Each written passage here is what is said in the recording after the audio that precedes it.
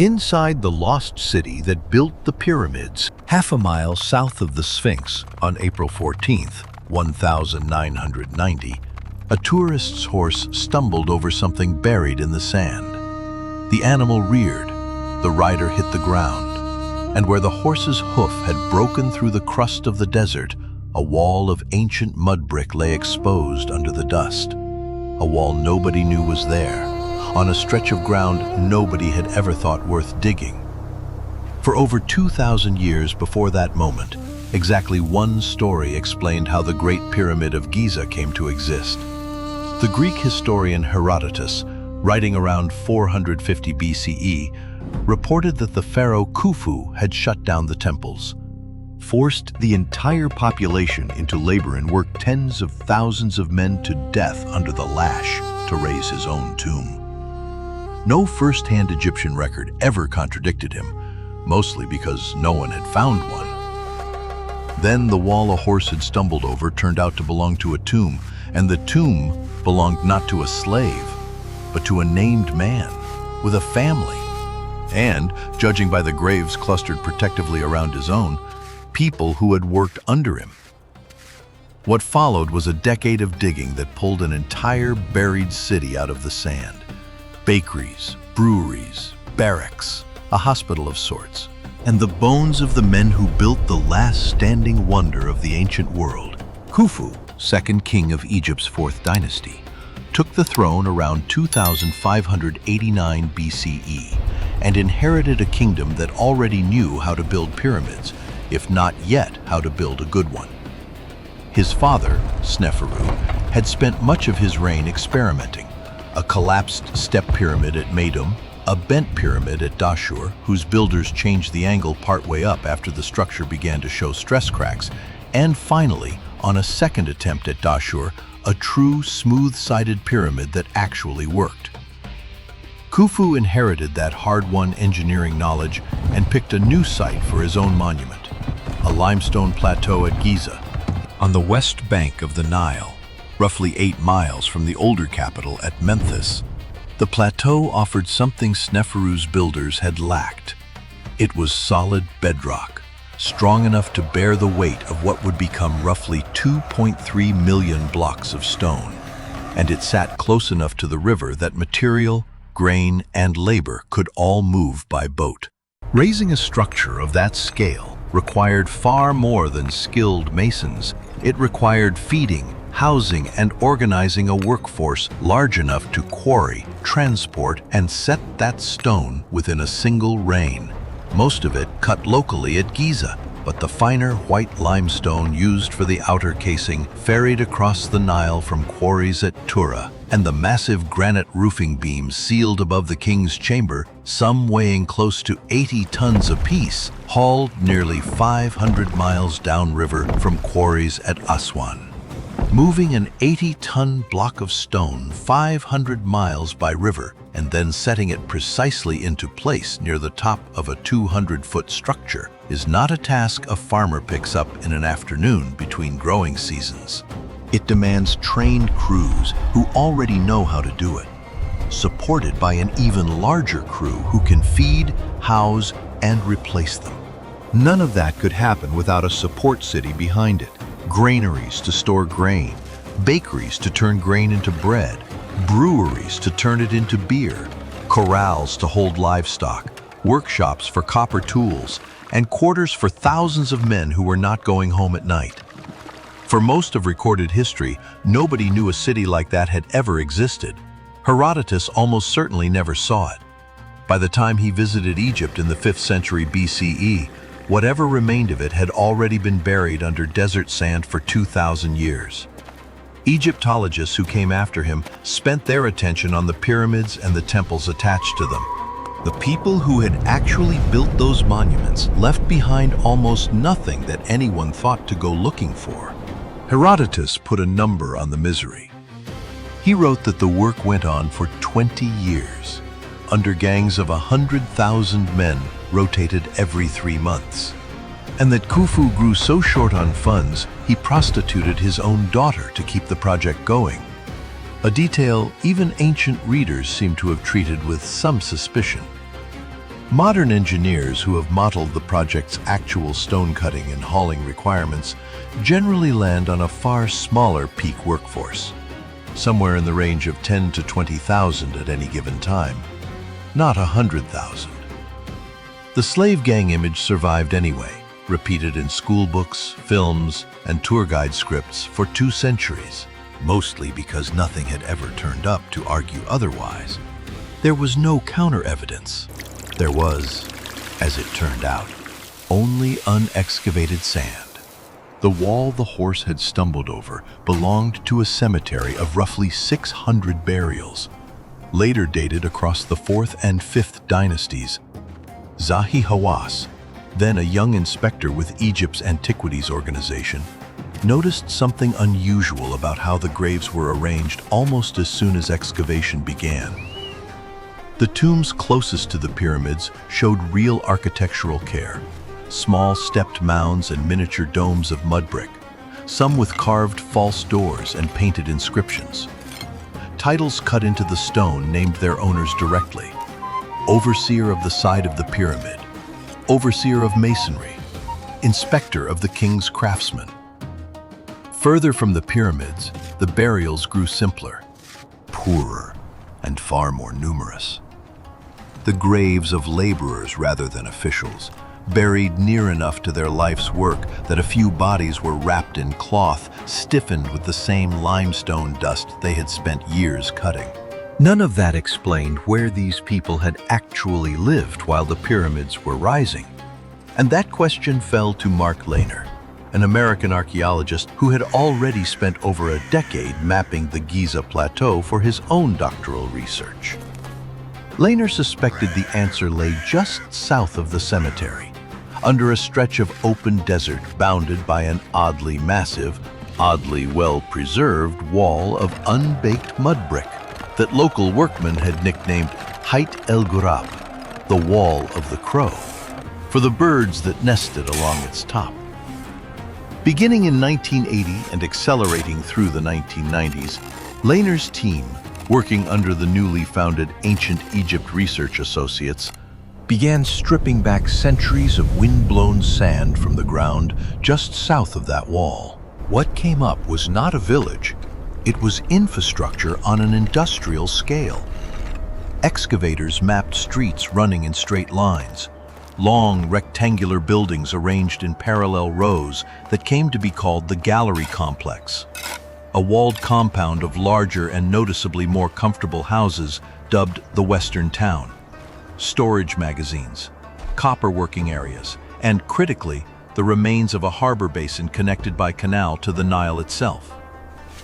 Some researchers have pushed back on calling that basin a literal harbor, arguing the evidence better fits an administrative entry point or floodwater basin rather than a functioning port. The debate is not fully settled. The Wall of the Crow itself turned out to be stranger than its nickname suggested. Standing in places over 30 feet tall and 10 feet thick, built of mud brick on a scale usually reserved for royal or religious structures, it seems disproportionate for a wall whose only job was keeping goats out of a settlement. Lehner has argued it likely served a controlling function, a formal boundary between the sacred, royal ground of the pyramids to the north and the noisy, working, human mess of the settlement to the south. Less a defensive fortification against an enemy than a statement in mud brick about where the sacred ended and ordinary labor began. Not every excavator agrees on that reading, and without an inscription spelling out its purpose, the wall keeps that particular secret to itself. Radiocarbon dates and pottery styles placed the bulk of construction squarely within Khufu's reign and that of his son and successor Khafra, meaning the settlement had likely been active across most of the pyramid building era at Giza, from roughly 2589 to 2494 BCE, spanning Khufu, his short-lived successor Jedefra, and Khafra. 10 field seasons in, excavators had cleared about 10 acres of settlement, and satellite and radar survey suggested a good deal more still lay buried under the modern edge of the Nile floodplain. unreachable without demolishing a living town. At its peak, somewhere around 2560 BCE, the settlement would have looked something like this.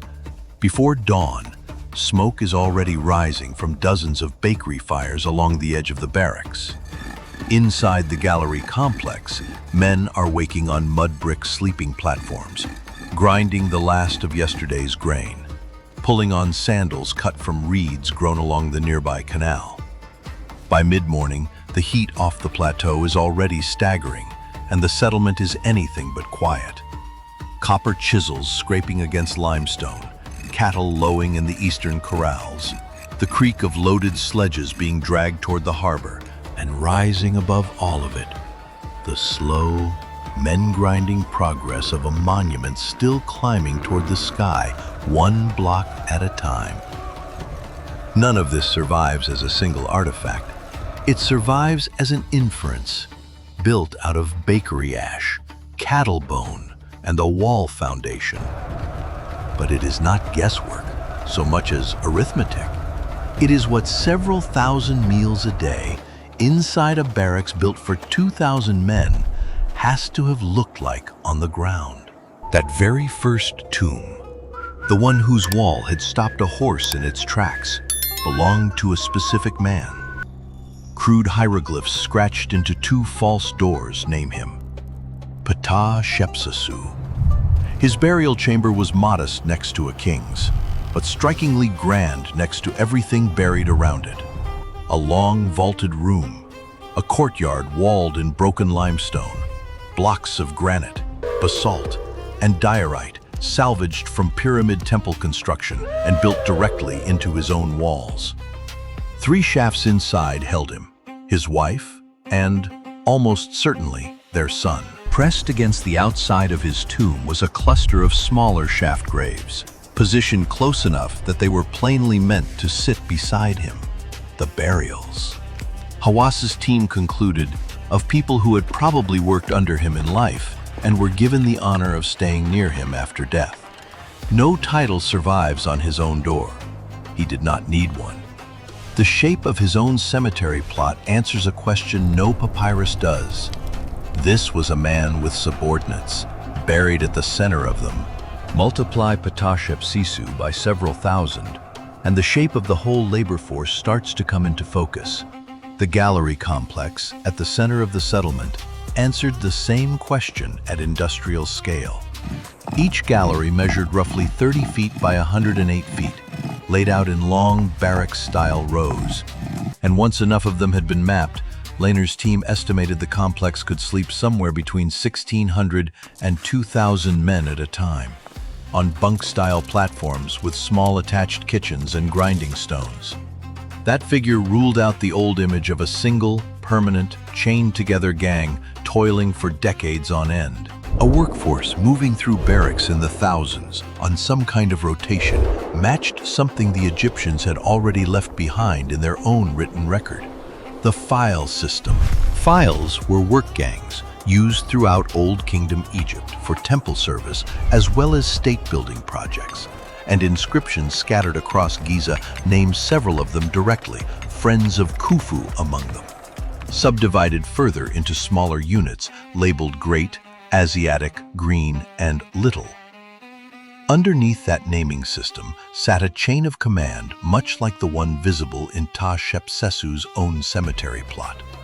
A small permanent corps of skilled specialists supervising a much larger body of laborers who rotated in and out, likely for months at a stretch, before returning to farms and villages elsewhere in Egypt. Some scholars tie that rotation to a formal system of conscription linked to the agricultural calendar, since fieldwork slowed during the Nile's flood season and freed up manpower exactly when construction needed it most.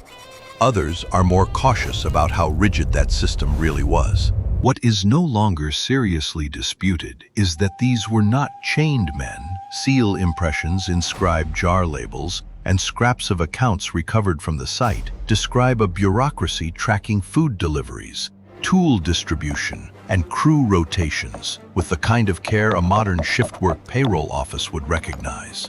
A workforce fed, housed and rotated on a schedule. Not one worked to death and replaced. The western town underlines the same point from the opposite direction.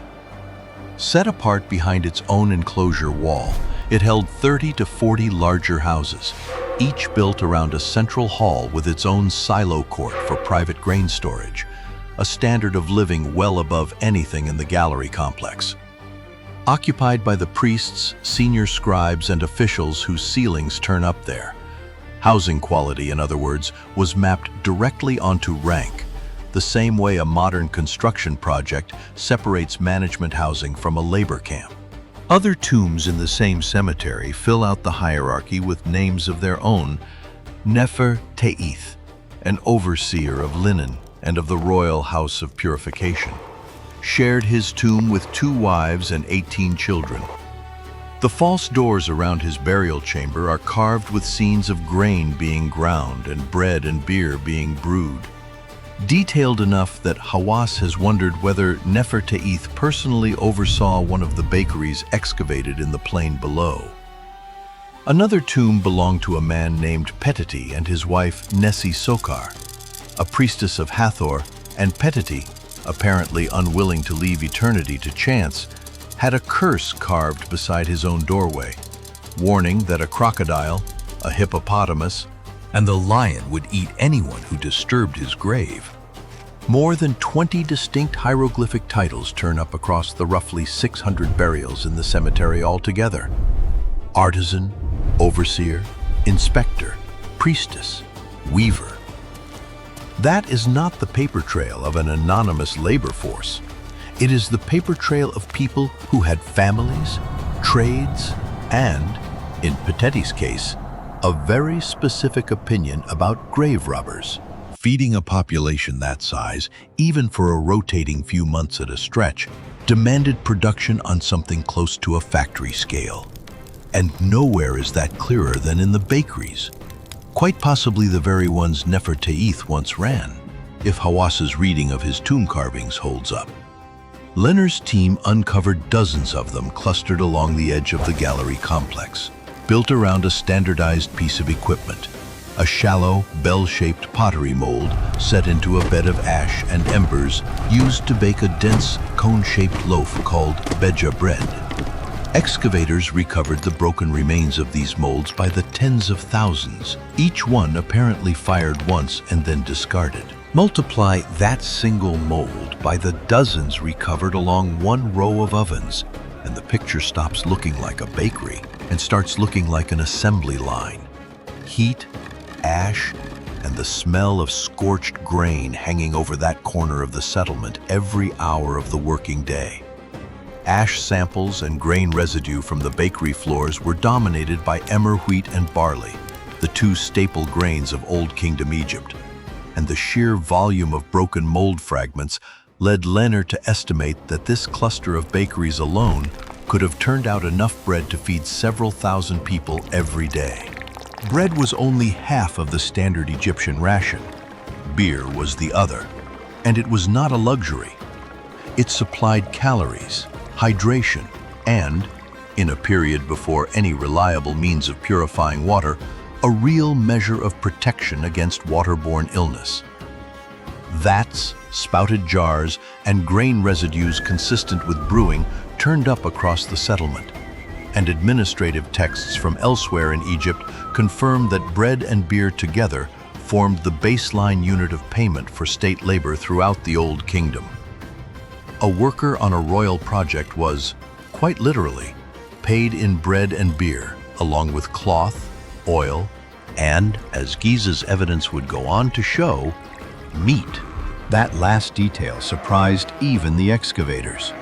Animal bone deposits recovered around the gallery complex showed enormous quantities of cattle, sheep, and goat remains, in numbers that led some analysts to estimate several thousand workers were eating meat on a near-daily basis, a level of protein far above what most ordinary Egyptians, or most people anywhere in the ancient world, could expect to eat routinely. Corrals identified along the settlement's eastern edge appear to have functioned as holding pens for livestock driven in from estates scattered across Egypt. delivered specifically to supply the project. The pyramid's construction, in other words, pulled on an economic network stretching well past the Giza Plateau itself. Cattle from the delta, grain from provincial estates, copper requisitioned from workshops elsewhere in the kingdom, all converging on one construction site under what looks like central planning. The skeletal remains from the nearby cemetery fill in a picture that bakery molds and bone piles alone cannot. Analysis of the burials shows a workforce that did hard, repetitive physical labor. The wear on vertebrae and major joints tells that part of the story plainly enough. But it also shows something else. Care. Several skeletons display healed fractures, including compound breaks that would have been fatal without splinting, rest, and monitored recovery. One skeleton shows a leg amputated well above an infection site, with enough healed bone growth around the wound to indicate the man survived the operation and lived on for a considerable time afterward. Survival like that implies deliberate medical attention. Someone set the bone. The wound was kept clean long enough not to turn fatal, and someone fed and sheltered a man who could no longer swing a hammer or haul a sledge. A purely disposable labor force, worked to death and quietly replaced, does not tend to produce evidence like that. It costs real resources to keep an amputee alive for years. Whoever ran this project, evidently, thought it was worth spending them. Bioarchaeologists studying the burials have also found signs of periodic hardship alongside the signs of care. Harris lines, faint bands of arrested growth visible in the long bones of several individuals, point to episodes of nutritional stress or illness earlier in life, most likely tied to childhoods spent in villages that did not always have reliable harvests, rather than to conditions at Giza itself. Once at the capital, though, the same skeletons show a workforce that was, on balance, adequately fed and in reasonably sound physical condition for the labor it performed, which fits the bread, beer, and beef evidence recovered from the settlement far better than it fits a starvation narrative. None of this erases the fact that the labor itself was hard, dangerous, and almost certainly compulsory in some form. Old Kingdom Egypt was not a marketplace of free contractors bidding on pyramid work. But the gap between organized, provisioned state labor, run by a functioning bureaucracy that tracked rations, rotations, and medical outcomes, and Herodotus's picture of a tyrant working a starving population to death under the whip, is not a small gap. It is close to the entire distance between two different kinds of society. Everything recovered at Height El Ghurab describes the pyramid project from the outside. What the workforce ate, where it slept, how it organized itself, how long some of its members lived. None of it is a voice from inside the project, a first-hand account of the work as it actually happened, in someone's own hand. That voice existed. It had simply been buried somewhere else entirely, 75 miles from Giza, for the next 4,500 years.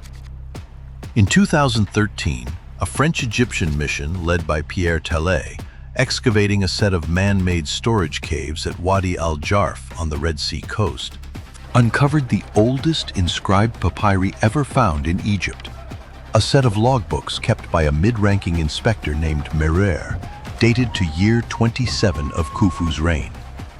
Merer's diary records, almost day by day, the movements of his boat crew as they ferried limestone from the quarries at Tura, across the Nile and up a network of canals, to a site the papyrus calls Roche Khufu, roughly the entrance basin of Khufu.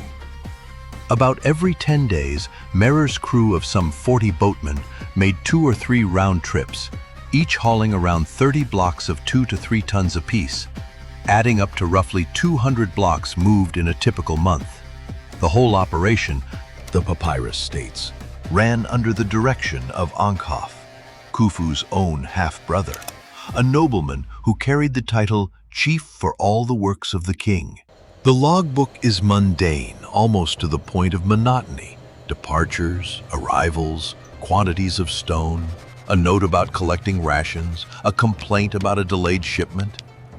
That very mundanity is what makes it extraordinary. It is the only surviving eyewitness account, in the handwriting of a participant, of work on the Great Pyramid while it was still under construction.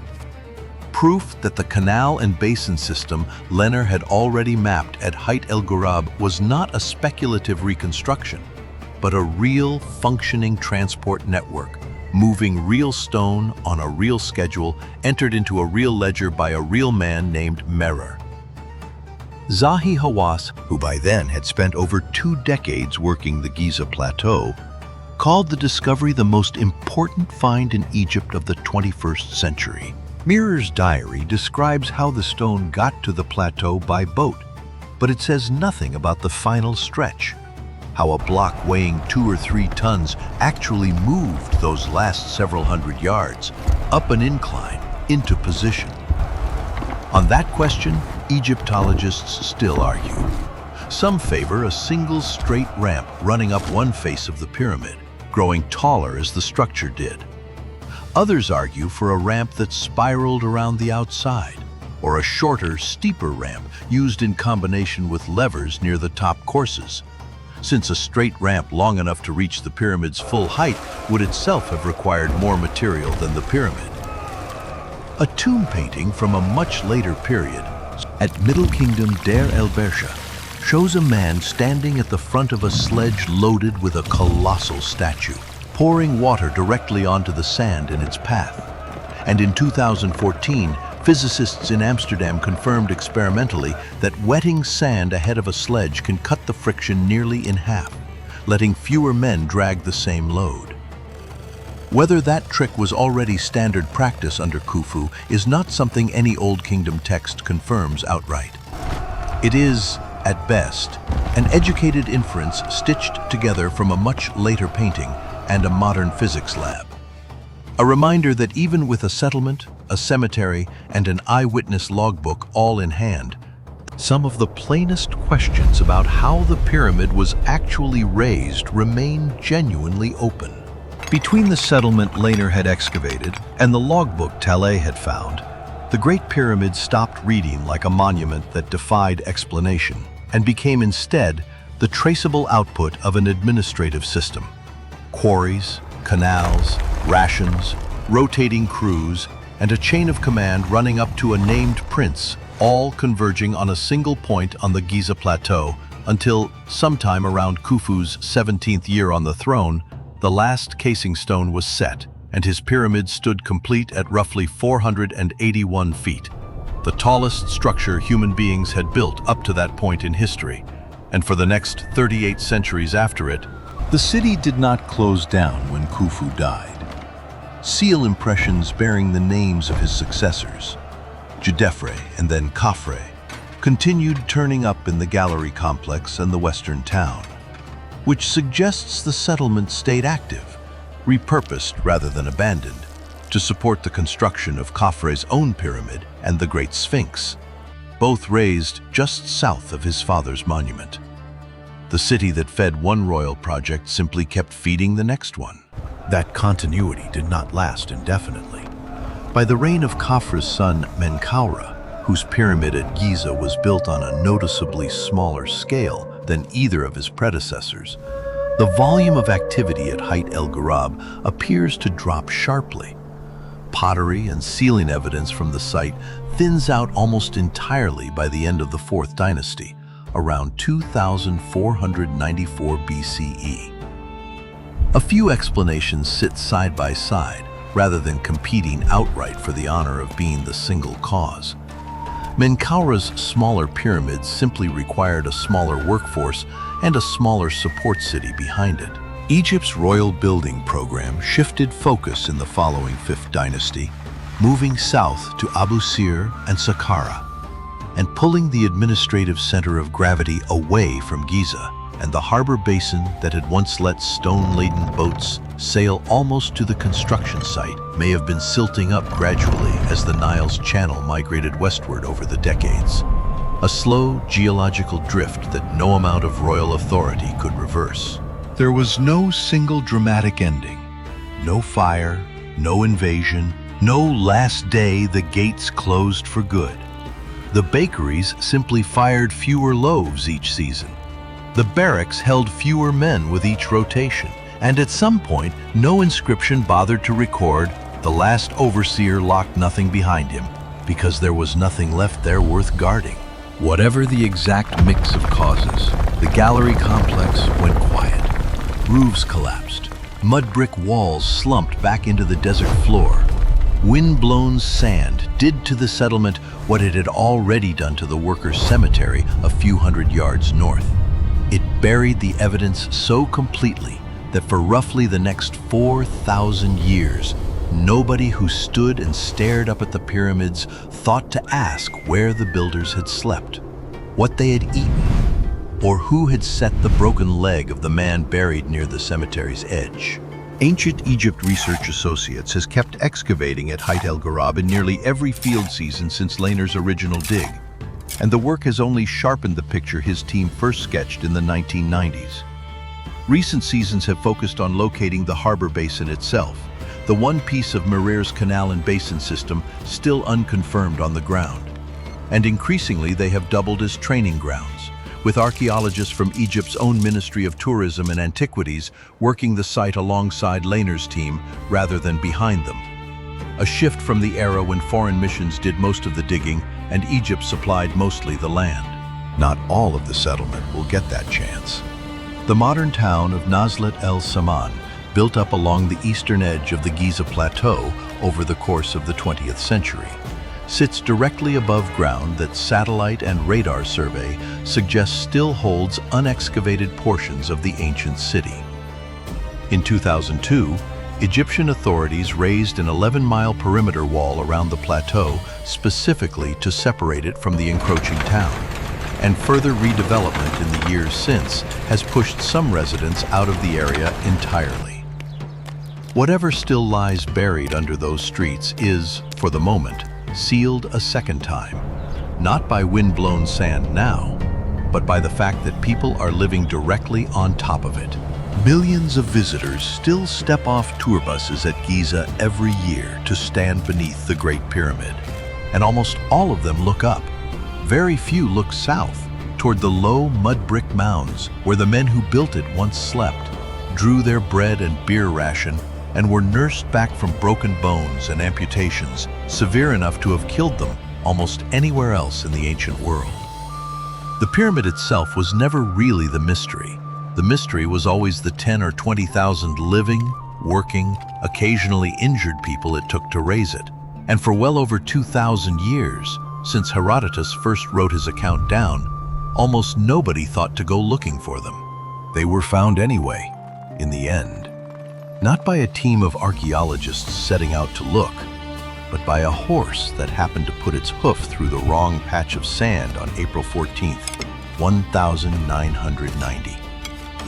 How much of the rest of that lost city is still down there, under Nazlet El Saman, or underground nobody has thought to check yet, is a question only the next field season or the next stumbling horse will answer.